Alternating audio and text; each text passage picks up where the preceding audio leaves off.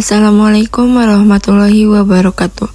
Perkenalkan, nama saya Adinda Wulandari Anggraini dengan NIM 230301543. Saya ingin menjelaskan tentang Open System Interconnection 7 Layer Mode atau OSI. OSI merupakan sebuah mode referensi yang digunakan untuk mendeskripsikan proses komunikasi dalam jaringan komputer.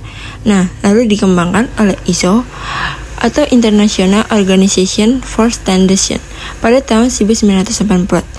Nah, dibagi fungsi-fungsi komunikasi jaringan menjadi 7 lapisan yang masing-masing itu memiliki tanggung jawab yang spesifik. 7 lapisan OSI itu ada yang pertama physical layer yang berfungsi untuk tanggung jawab transmisi sinyal fisik antar perangkat dengan mengatur bagaimana bit dikodekan menjadi sinyal elektrik, optik atau radio, contohnya kabel, hub, atau repeater. Yang kedua ada data link layer, yang dimana fungsinya menyediakan metode untuk mentransfer data antar nodes yang terhubung secara langsung dan mendeteksi error di lapisan fisik. Nah, ini disusun oleh frame dari bit dan mengenai alamat fisik, kayak MAC address yang memiliki sejenis perangkat seperti switch atau batch. Ada sublapisen juga yaitu LLC dan MAC. Dan protokolnya ada Ethernet, PPP, and frame relay. Nah, yang ketiga ini ada network layer yang fungsinya dengan cara mengelola routing data antar jaringan yang berbeda dan tanggung jawab untuk pengalamatan logis IP address dan menentukan route optimal untuk data. Protokol IP-nya ada Internet Protocol, Internet Control Message Protocol, dan memiliki sejenis perangkat yang dinamakan router. Yang keempat ada transport, mengontrol pengiriman data dari ujung ke ujung, memastikan integritas dan keandalan data dengan cara mengelola segmentasi data, pengendalian error, dan kontrol aliran data.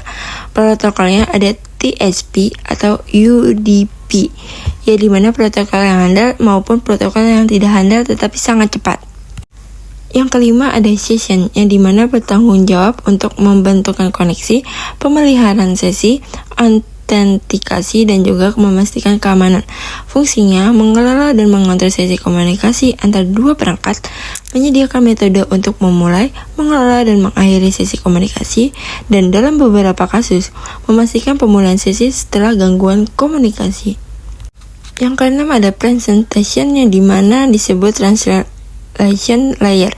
Data dari application layer diekstraksi dan dimanipulasi sesuai format yang diperlukan untuk dikirim melalui jaringan.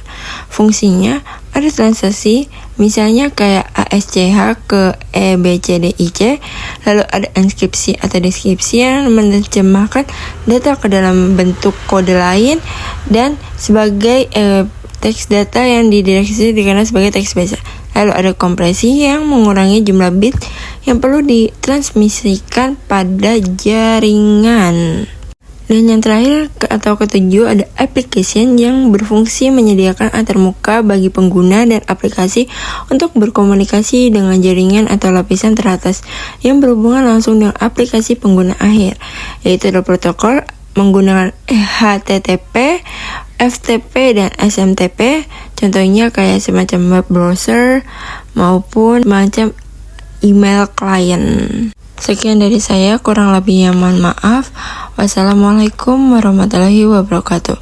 Saya Adinda Wulandari, pamit undur diri. Terima kasih.